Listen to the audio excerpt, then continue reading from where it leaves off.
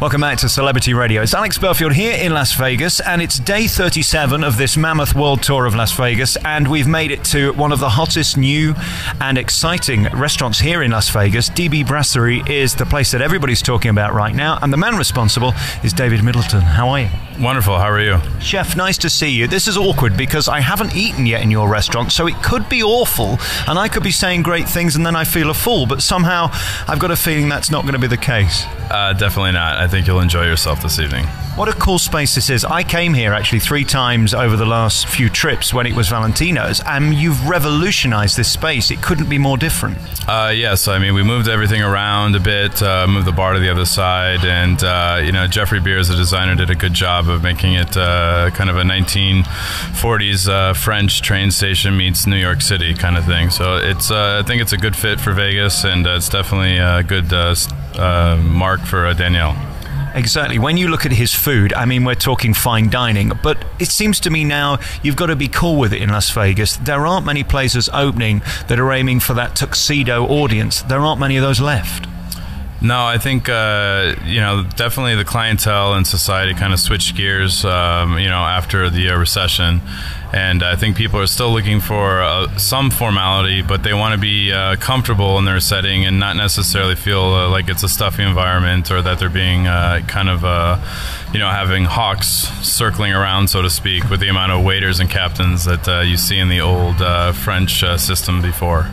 You've had an extraordinary career and you arrive here in Las Vegas to run this restaurant. What pressure is there on you daily to make sure this isn't a flop and that it doesn't go wrong? Because not only is the money invested, but also the name, the reputation is sort of riding on your back in terms of consistency. This is what I love to do. So every day when I wake up, I'm always energized about the day, and I always think that, today is going to be better than the next. And one of the coolest things about this industry is that every day is a different day. It's never the same. So, there's the constant challenges change from day to day, and it is a very a daunting task, I guess, if you look at it that way. But I accept the challenge, and I think if I wasn't in this position, I'd be bored. So I don't think that there's really any room for failure. There's only room for success, and that's what I hope to achieve. I've always felt chefs are like artists in a way. It's kind of getting it right, but knowing when to stop. That's often a failure of a lot of restaurants in this town, where they take something like a scallop and then cover it in liquid that tastes amazing, but covers the flavor of the scallop. Is that something you're aware of, to always be sort of integral to the ingredient that you're cooking? Well, I think I'm cut from the same cloth that Danielle is, and that is that he takes food and he doesn't manipulate it as much as the next person. He tries to keep things relatively simple. He may bring a new technique or a new type of twist on something, but at the end of the day, it's still cooking, it's still food, and you want the guests to be able to recognize what they're eating. And I think that's how I feel, and I believe Danielle feels the same way. So I think it's a good fit, and we're very optimistic of the food we're doing here. I've been lucky enough to eat in many good restaurants around the world, especially in this town. I've tried to work out the mathematical equation as to how you get a good restaurant. Is it 33% service, 33% food, 33% ambience? What is your sort of equation to get it right? Well, it's very hard to put a number on it because, like I said, day to day it changes. But overall, what we are selling is an experience. It's not just food, it's not just service, it's not just the ambiance. All 3 of those things need to work together cohesively, and if one falters, the whole thing falters. So they're all very self-dependent on it, relying on each other, and you can't really put it on one way or the other. I think you have to find that balance and see where the clientele is and adjust accordingly. Where does your job start and end? Because there are some chefs who don't ever turn up at their restaurant, and there are other chefs who walk out before and make sure the knives are seated in the exact proper position on the table. Where does your megalomania stop? When I wake up in the morning.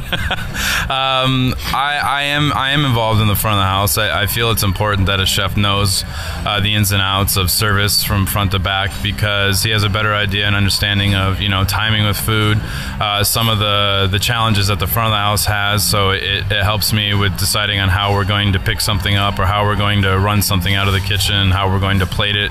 All of those things factor in. It's not just about the chef being in the back and making something look beautiful. table. If you can't put it in front of a guest and have it look the same way 2 minutes later, or if there's any challenges with getting it, to fit on the table, it doesn't matter how beautiful or how well cooked something is. So I definitely try to be involved in all aspects of the restaurant as much as possible. Chef, many of your dishes look divine and take time. I always wonder when I look around this room, I don't know how many covers there are on an average night, but there's a lot of people. How do you stay on top of who comes next and where each table is at which part of their meal? I always find that side the most fascinating, so that nobody's left waiting. Well, it is kind of a challenge. It's kind of like an orchestra. You have almost a conductor, if you will, which we call the expediter, and on busy nights that would be myself. On slower nights, we may have someone designated to do that, and I might be on the inside helping plating and floating around. But everything comes from the front, and we have these ticket system through a printer that basically gives us all this information that we need and we require. And it's the best line and the most important line of communication from the front of the house to the back of the house. And all of these tickets have timings and course lines and what goes with what. So, I mean, once we get all of that information, then it's just a matter of how the individual in the back basically orchestrates how the restaurant flow is going to go. Sometimes we have to move a VIP up a little bit in the line, so to speak, of tickets being plated, and so on and so forth.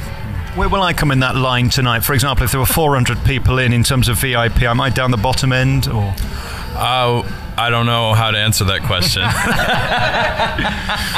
Your standard of food is fantastic. Everybody knows that Danielle would not put a bad plate in front of anybody. And of course, this isn't a town where much grows. So how do you source your stuff? Where do you get it from? Is this a daily challenge, and do you change with the seasons, with the times, and what's available on the day? Well, yes, living in a desert does bring its challenges. It does raise prices on sourcing ingredients, because we have to have them flown in, or what we call drop shipped, which is basically through FedEx overnighted from the East Coast, the West Coast, or Europe.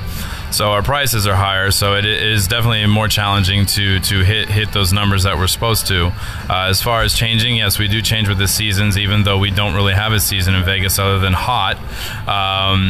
And we do try to source locally some things, but most of our stuff does come from like Santa Monica's Farmers Market, which is only about a 3.5 hour drive from here. So you guys work incredibly hard. I think you've got the least glamorous but the most fun side of show business in the sense that you can always have a good meal, but you have to work long hours. At this point, I mean, this is a relatively new restaurant. Have you found your rhythm now? Are you able to sleep more than 3 hours a day?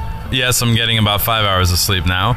I believe we just opened for lunch last week, so we've definitely hit our stride, I think, with dinner. We're still trying to get our footing a little bit with lunch, but that just comes with time. So, I mean, if you ask any expert, any chef, how long it takes to open a restaurant, it takes 3 months. If a good restaurant, if you have a good chef, a good general manager, and a good backing, and some support, it takes 3 months, a full 90 days to really be where you should be hitting your stride. The last time I interviewed Gordon Ramsay, I asked him one question that he thought was quite smart, so I'll ask you the same just to fill time. I asked him how he finds people who are as dedicated and as consistent as you, people who care as much as you do, because you can't always be on top of every single plate. It would be impossible. Is that hard in this town, or is it easy?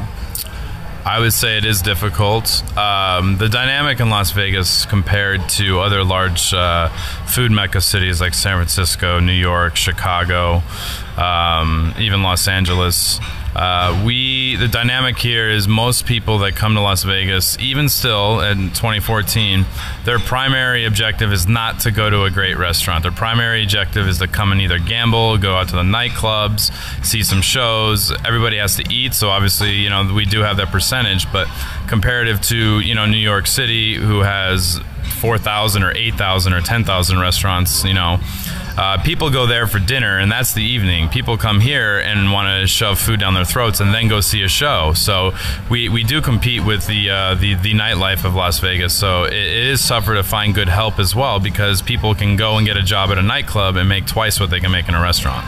Yeah, last year I sat and talked to a lady after a show who was a teacher from somewhere in the Midwest who was on $40,000 a year. She came here, wore a bikini and served drinks and earned $100,000 in the first 6 months. That's This town, isn't it?